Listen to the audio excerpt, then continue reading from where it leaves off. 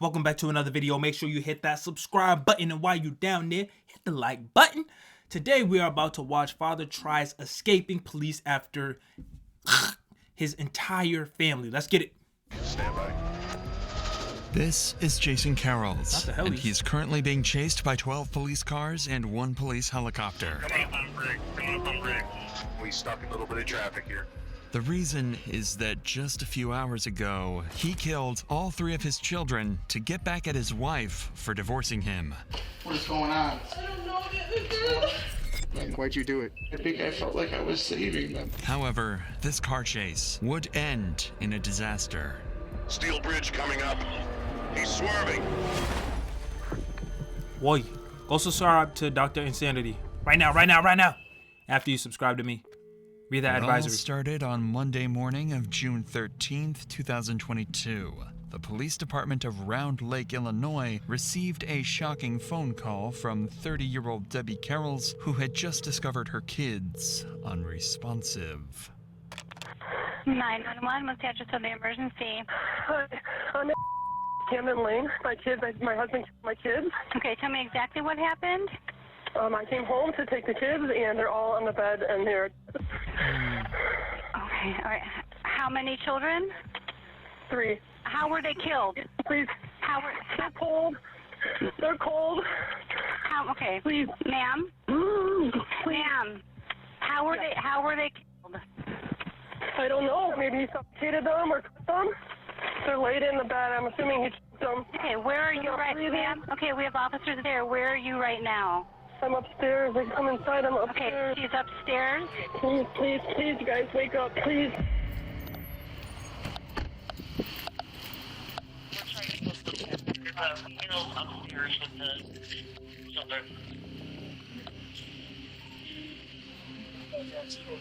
We gotta get in there with the rest of you guys. Let's just go in. Let's just go in. I think we have enough. We're at 42 locations. Police! Police department! Police! Coming up! Coming up! It's intense. Let me see what's that. I got blood here. There's blood all over. Is there anybody else in the house, ma'am? Is there anybody else in the house? I don't know. What is going on? Okay. Okay, ma'am, do you have any weapons? No, I don't know. Okay, Oh my I'm gonna have God. you step out here with me, okay? Please. Come out here. Step out of the room. Okay, come out here. When officers made it to this horrifying scene, they quickly escorted the traumatized mother out of the room, and inside, they found her 3 kids, Bryant, Cassidy, and Gideon, all lying in the same bed, completely unresponsive. As of now, all the information officers have comes from Debbie's 911 call, where she claimed her husband committed the act. However, he is nowhere to be found, so they decide to ask her. You haven't spoken to him at all today? No. Last night. Okay. Where are you coming from there, sir? Where am I coming from? Yeah. My mom's home. Debbie would go on to explain that she drove to this house to pick up the kids from Jason Carrolls, her 36-year-old ex-husband with whom she'd been going through a divorce. 2 days prior to this crime, Debbie said she had given Jason their 3 kids to spend time with him, not realizing this would be the last time she saw them alive. When it was time to pick them back up, Jason wouldn't answer the calls, making Debbie grow nervous. That's when she decided to check up on her children herself, only to discover the scene Jason left behind. These facts alone are enough to make Jason the prime suspect. Police officers decide to check on the whole house and confirm that the suspect is on the loose and not hiding somewhere at the crime scene. I want to make sure no one is hiding in the house that we're missing out on. Goodness gracious, I just had to pause it. My condolences to the family, to the mother. This is horrific. Oh my goodness gracious. I don't know what I would do in this type of situation and how she's able to keep her cool. I know she's probably going through it in the inside, but how she's keeping her cool for her sanity and for the sake of her children. That's a strong woman right there. Let's keep going. if you guys want to be, I'm going to check the rest of these rooms. Police department!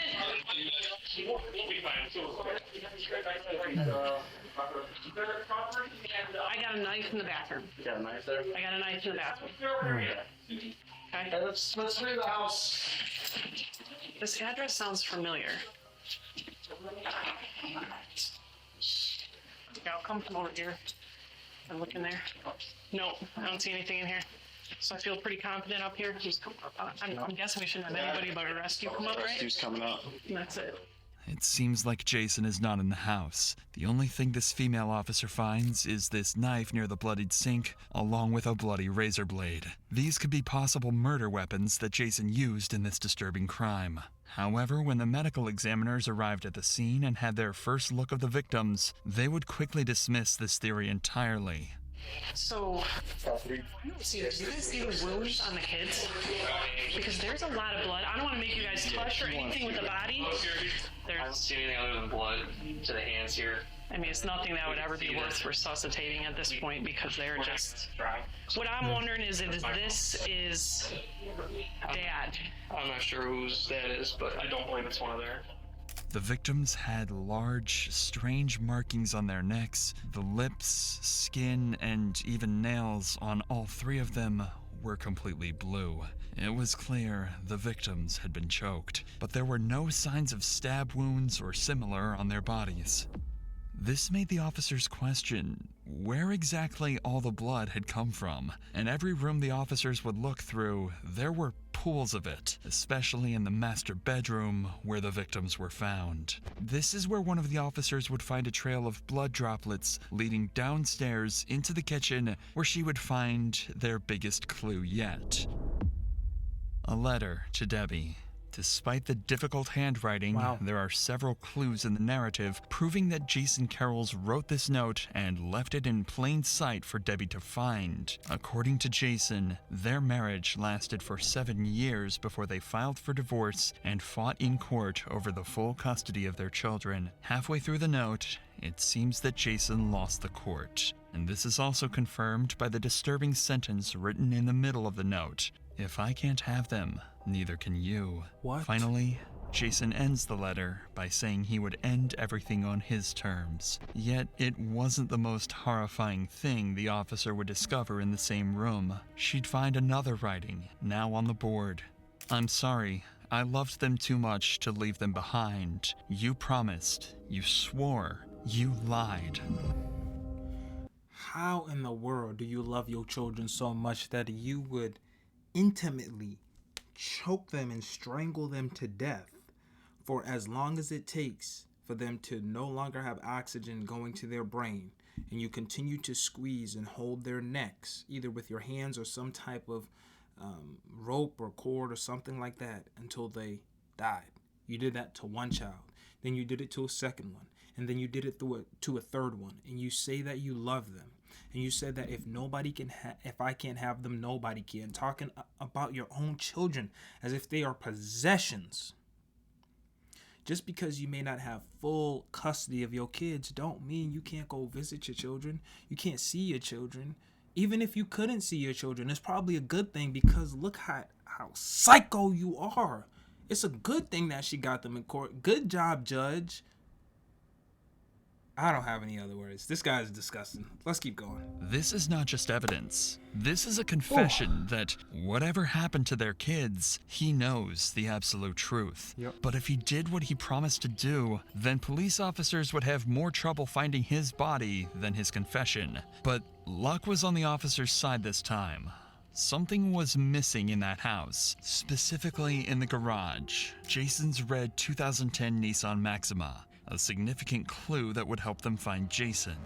Moments later, the Round Lake Beach police would alert police departments across the Chicago area to look for that exact car. The clock was ticking, but it wouldn't be long before an Illinois state officer discovered a car that fit the description perfectly and attempted a traffic stop. They weren't sure if this was their guy until the driver stepped on the gas and sped away quickly. This would result in a major police chase that would draft helicopters and a dozen units, ending in absolute disaster.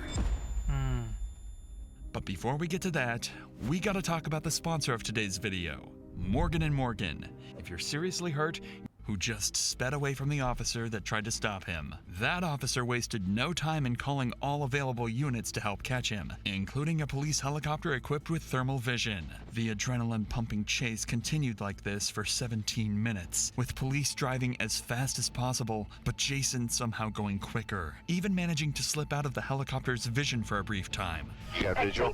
Stationary, westbound center with K92. We're westbound Patsy Richards. Westbound Patsy Richards. Alright, 132, I'm following him with state units. Looks like he's got a 1050 on 80 here. Outside shoulder now, outside shoulder. We're right on him now. He's caught up to traffic. 541 on him. I got him too. Yep, moving over. Come up on bridge. Come up on bridge. Outside shoulder. If Jason had more fuel than the helicopter, there might have been a slight chance he could have gotten away. But suddenly, this happens. Westbound past Chicago. Steel Bridge coming up. Steel Bridge coming up. Continuing. Up. Vehicles off the roadway. Vehicles off the roadway here at, he came all the way down, sorry. Water Street in Duncan. Water Street, Duncan.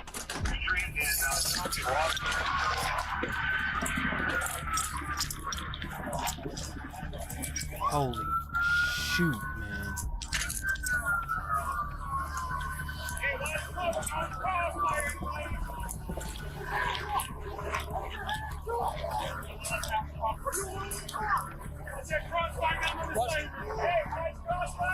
I can't see. Can you see? Don't shoot, guys. Keep him there! Alright, man, keep him there!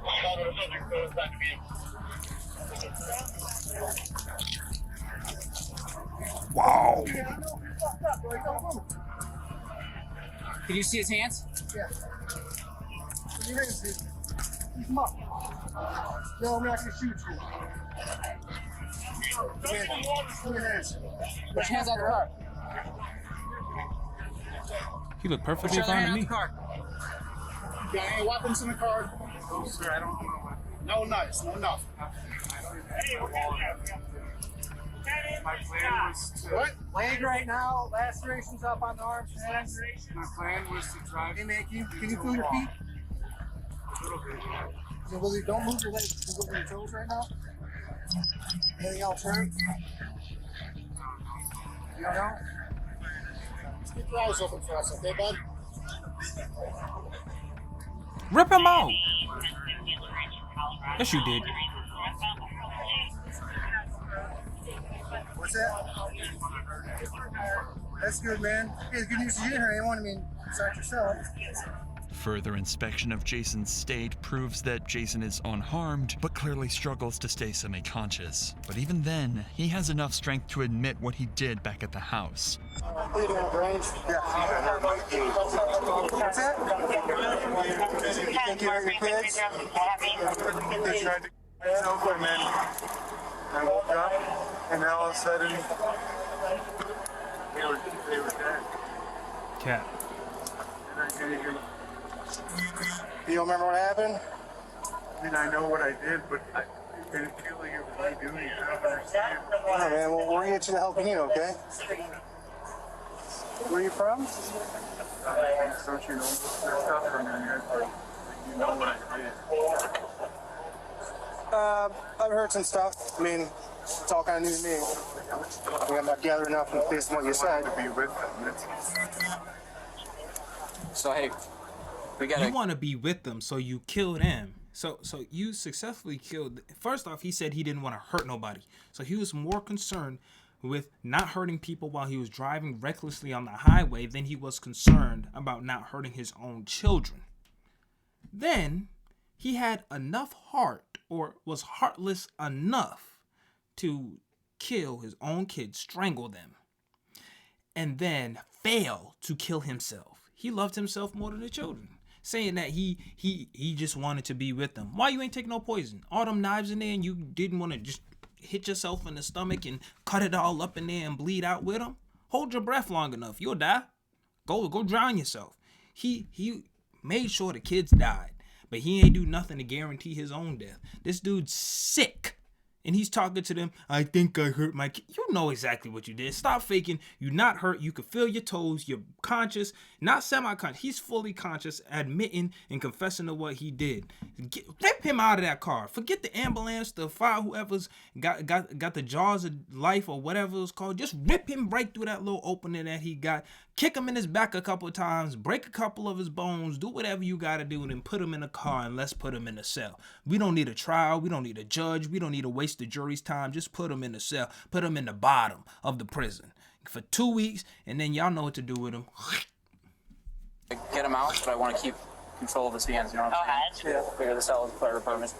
For the next 10 minutes, a team of rescuers would be working hard to cut off the roof of his vehicle and get him out safely. Although he looks mostly uninjured, the EMS cannot take their chances and take him to the nearest hospital. It would be an absolute miracle for Jason not to have any damages, especially after a disastrous crash. He somehow survived, escaping death this day. Good.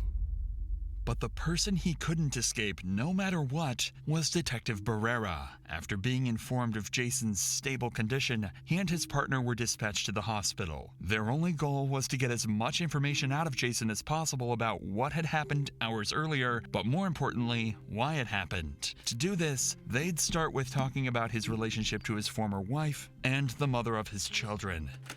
So what's going on in your wife, man? I mean, from my understanding, you guys have had some issues, or well, my side of it is you can go and look back at like text messages, phone calls, like since we met each other.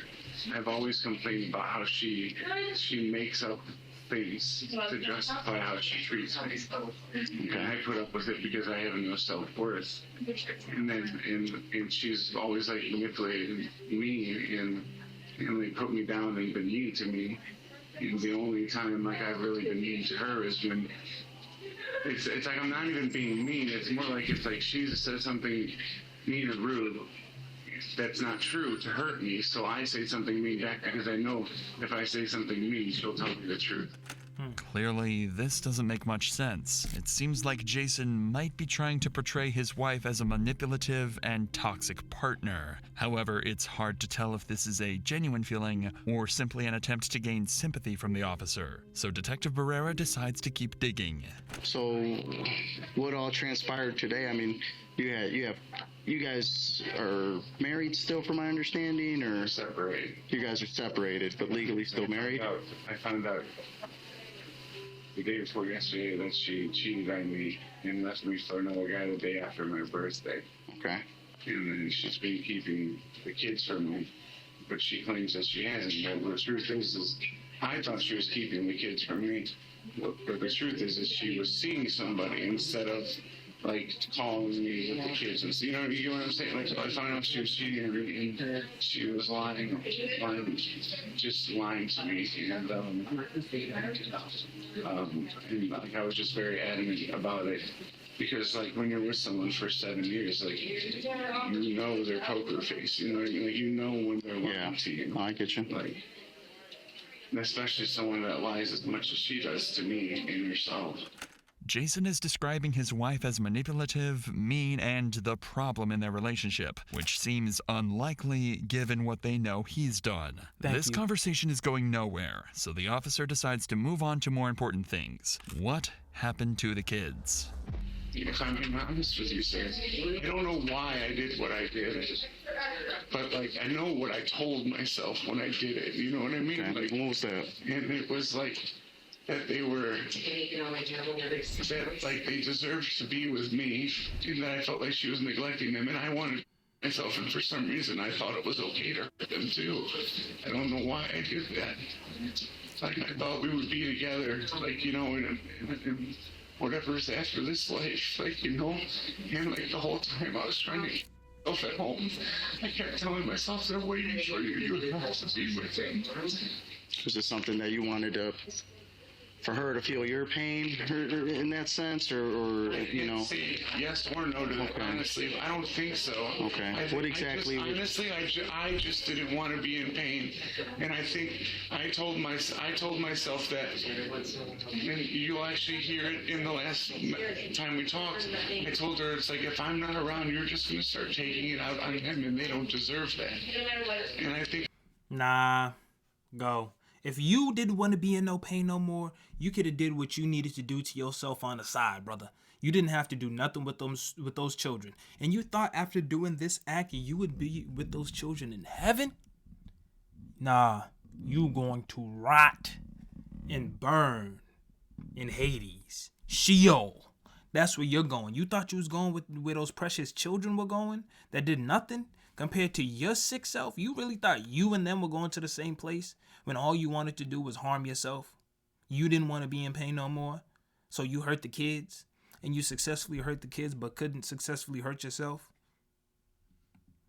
I felt like I was saving them. I don't know why. Saving them in what sense? From going through the pain that I did. It's almost as though he believes what he did was reasonable, at least in the moment he did it. If this is indeed the case, it's likely he is genuinely mentally ill, which means he had limited control over what he did and can claim that in a court of law. No. But regardless of if he is mentally ill or not, detectives still need to build a case against him. So they decide to dig deeper into what exactly he did to his kids. No, we not running it with the mental illness narrative. This dude is evil. Point blank, period. He's evil. Not that mental illness stuff. Kind of walk me through today, kind of what was going on. How were the kids? Were they joyful, playful? They were awesome. Yeah? I mean, they wasn't like frustrating. Like this was yesterday and the day before. What was? I did everything I did. I started doing this morning at 1 a.m. So 1 a.m. is when everything happened? Yes, sir. Okay. So what was going on? Because I know you guys spoke on the phone yesterday, right? Yeah. What time did your guys' phone call end? I want to say about midnight. About midnight? Yeah. Okay. You guys' phone call ends around midnight. Yeah. And then what happens? Were you drinking? You say you don't drink, right? Okay. No. Hey. No, absolutely. Okay. So then what kind of happened? What kind of triggered you after the phone call ended? Were kids sleeping or were they up? We were Everybody watching TV, and then I knew I had to give him a bath. Yeah. And I don't know, I just, something in my brain snapped because of the things she said to me on the phone. What was it that she said? That it's weird because she did say some nice things to me in the end, but it's like, she said that I was nothing, that I deserved nothing, that I was a terrible father, a terrible husband, and all these things, and it was like, I don't know, something snapped in me, and I know that makes it seem like I was trying to get back at her, but it was like, it was never about getting back at her. It was about as fucked up as it sounds, was doing something for myself. What? This was doing something for yourself? She said you were a bad father. You were a bad father. Not only because of this, but why are the kids, babies, up at 12:45 a.m. watching TV, and you still haven't given them a bath? They should have been put to bed at 7, 8 o'clock. You are bad. She was accurate in what she said. You're just weak. Now I see why she left you. And this is what you wanted to do for yourself? You could have bought yourself a new car. That 2010 Nissan Altima got the bumper hanging off of it. You could have bought yourself a new car if you wanted to do something for yourself. But taking the lives of your own children, that's what you wanted to do for yourself? Okay. And that's what I told myself. Yeah. The detective makes a final note and leaves Jason on a little break before they can continue questioning. There might be something Jason hasn't mentioned yet. What? Something like a sheet of paper with his handwriting lying on a kitchen table and a short note on the board. Detective Barrera comes back shortly after and informs Jason that there will be cops watching him for the next 24 hours to make sure he doesn't run away or try to harm himself. Barrera then recites the whole timeline to ensure they're on the right track, with Jason making minor adjustments to the story, and eventually Barrera stops to question Jason about one final crucial detail. One thing I did want to ask was, so I know one of the officers noticed there was a note left on what was in the kitchen. Yeah. Now, was that when you left the house? So, like, something snapped at me. I wrote the letter, and then I did it. Okay. That makes sense then. I haven't seen it, so that's why I was just looking for some help there. So I think it starts off, like I mentioned about how she swore on the kids' lives that she wasn't cheating on me, and like, you know, and then I said, I hope it was worth it. It was like, it wasn't like, I hope it was worth it, I'm getting back at you. I was hoping it was worth it, like you pushed me to do something for myself. Like, kind of. Okay. So she swore on the kids' lives that she wasn't cheating on you. Yeah.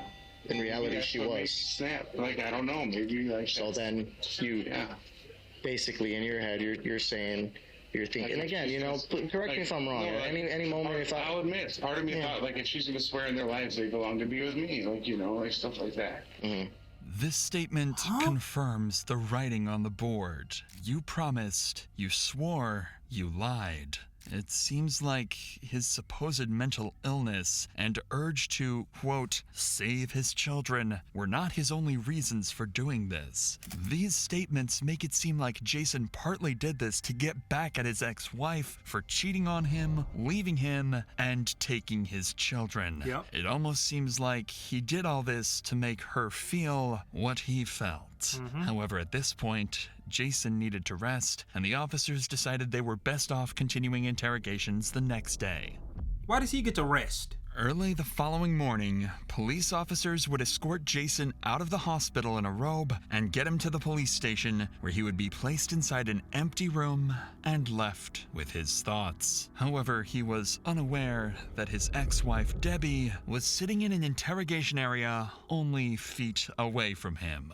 Debbie is sitting in a room filled with toys, coloring books, and a comfortable sofa, an extreme contrast to that of Jason's interrogation room. The reason for this is that they know for certain Debbie wasn't behind any of this, and that she's likely extremely traumatized and vulnerable right now. Their best chance at getting any information from her is to ensure that she feels as comfortable and safe as possible. Right. Jason, on the other hand, will be put under pressure to confess as much as possible. As of now, Debbie has no confirmation that Jason was the killer. She also doesn't know that he was caught just hours earlier. So now, it's time to break the news. Oh my gosh.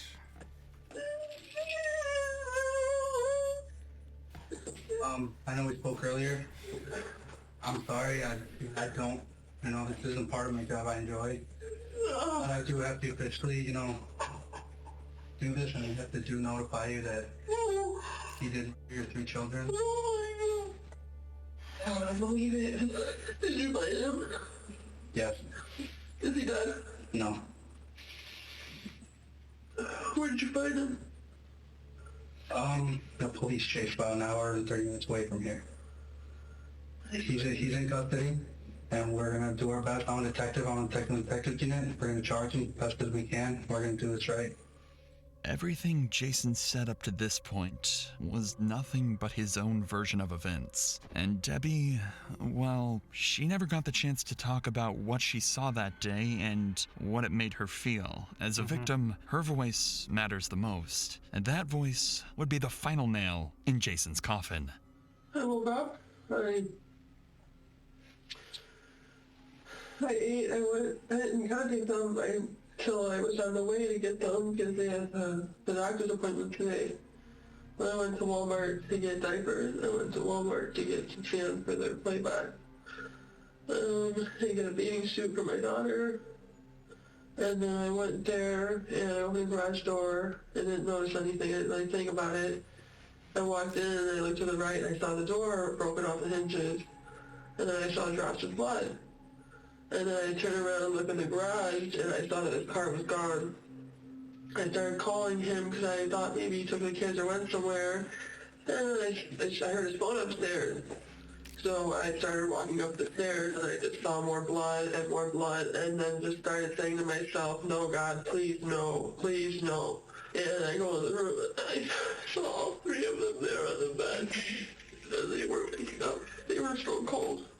While Debbie was spilling her heart out, little did she know, Jason was sitting in the room next to her, staring down into the emptiness. Her ex-husband, the father of their kids, and a vicious murderer. It's hard to understand what he thinks at that moment, the memories he had with his children, or the regret he feels for making them leave this world too early. After 10 minutes of complete silence, Detective Barrera returns to the interrogation room for his second and last conversation with Jason, with no idea that he was about to discover a major piece of this story that could have prevented this entire massacre from ever happening.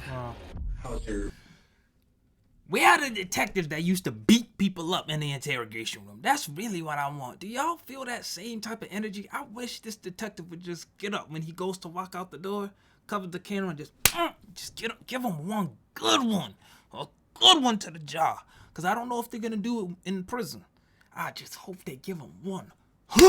One good one to the face. Maybe even open the door and put his leg in it and slam it. Take that orange chair and bop. Do something. He'd take that pen and just right in his ear. Something. Please, where are those detectives that used to beat people up in the interrogation room? This is the perfect candidate to have that done. Oh my gosh. Work situation? Do you work during the weekend? No, I don't work at all. That's why I felt like I should be watching and seeing them a lot more. Okay, all right. How long have you been unemployed? Since December. Since December? Okay. What'd you do before? I worked at Bob Chin's Crab House. Bob Chin's Crab House. Okay. You still keep in contact with your coworkers there? No? Okay. So, ever talk to any of them? I did reach out to one of them after I found out that he was cheating because she had claimed that she met him at a bar and that one of her coworkers gave him her number. So I just messaged whoever. I was like, hey, can I ask you a question? And he was like, oh, sorry, I didn't get that. I was like, oh, never mind. Like, I figured it out. And then I kind of broke down later and I was like, I just found out. And I told him like everything because he was the one person that I felt like I could trust. Have you talked to him since? No. How long ago have you had contact with him? That was like 2 days, or that was like Saturday or Sunday. And so Saturday, the kids get dropped off. Around what time did they get dropped off? I want to say 1. It was afternoon. Afternoon? Yeah. Okay. How were the kids? Were they happy to see you? Joyful? Yeah, they were happy to see me. And like, well, because the kids were outside playing on the swings and stuff, so like I started asking around, like I was very like calm and I was just asking questions about like, who she was seeing and like, how she met him and stuff. And then, and she would say like she didn't want to talk about it anymore.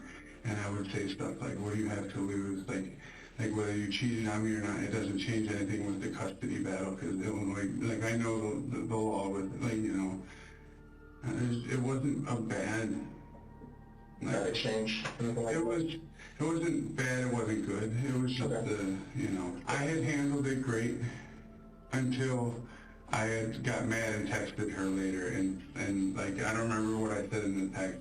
Okay. Because I was just so mad that she was that she's still lying to me, okay. and that yeah. So then you send her a message. And you, And I was getting upset too because she kept saying stuff like, you should be spending time with the kids. And I'm like, I'm messaging you because they're sleeping. Like, I'm messaging you because, like, I can play with them and text you at the same time. Like, With all of these events combined, there would be one last phone call that pushed Jason to his limits. But that same phone call could have prevented this murder, if not for Jason's hatred. And you mentioned it was the phone call that kind of set things off, maybe. That's the thing. Like, I mean, there was a phone call, and then about a half hour, 45 minutes later is when I started everything. But like even the phone call, it's like it ended well. You know, like it had a great ending. Even the phone call, like she was willing, sounded like she was willing to work with me and stuff. But I think I just didn't believe it. Like, you know, and I just didn't want. I know it sounds up and messed up, but I just didn't want. I didn't want this to end. Like I wanted to be with them forever. And I felt like this was the only way. It sounds like Jason actually was close to resolving a lot of his frustration with Debbie. But something after this call and before the attack must have triggered him to go through with this insane and horrifying plan. Right. Like I don't mean, like I don't want to hurt her, but I'll say some things sometimes to hurt her because she hurt me. And like, but I wasn't doing it to hurt her. Like, that was not my intent. Because like if that's what I wanted, I would have. If I really wanted to hurt her, I would have stayed home. I would have waited for her to see the kid like that, and I would have hurt her too. Okay. You know what I mean? Like I would have. I believe you, Jason. Yeah, I don't think by any means am I sitting here saying you wanted to hurt her. You know, I mean, again. I don't want to hurt anybody. Cat. Okay. Now let me ask you this. Now you knew at some point she would come and find you guys.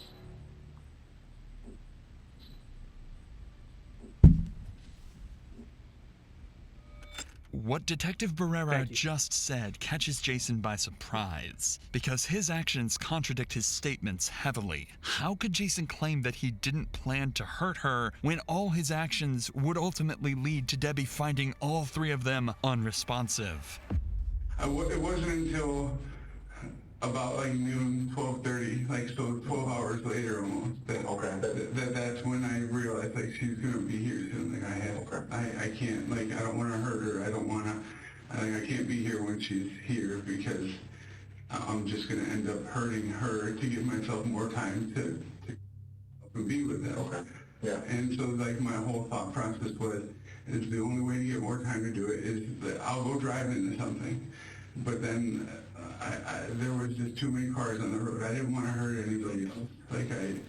So I drove to the city. Which I don't know my way around. I don't know anything about the city. I've only ever been to Chicago, like, for sporting events, and that's it. His response to Barrera's question completely falls apart when it's clear his actions left Debbie to discover the gruesome scene, traumatizing her forever. Yep. All of this made it clear, not just to detectives, but later a jury, that he was mentally ill and was not fully in control over what he did. In June of 2022, he was charged with 3 counts of first-degree murder, and in February of 2024, pleaded guilty but mentally ill. This means he will serve a life sentence without the possibility of parole, while also receiving mental health treatment. After the story went public, Debbie chose to start a GoFundMe page in order to raise money for the funeral and court expenses, gaining over $70,000. As of December 2024, she's decided to maintain her privacy, but we can hope she's doing her best to move forward and recover from this tragedy. Wow. Whew. That was heavy. And my final thoughts are, this guy should not have been considered mentally ill. I think that is a facade, and they're letting him off lightly by allowing him to receive any type of medical treatment. Leave him in that prison. Put him in the worst prison in Illinois with the nastiest, most gruesome, disgusting people there, including Felice Johnson, the booty warrior, and let them go ham. Do not even give him the option to go protective custody. Allow this man to get the beats, because he is not mentally ill. He is evil. And unless we are considering evil a mental illness, he is not mentally ill. We cannot just keep throwing that around when we don't understand why people do things.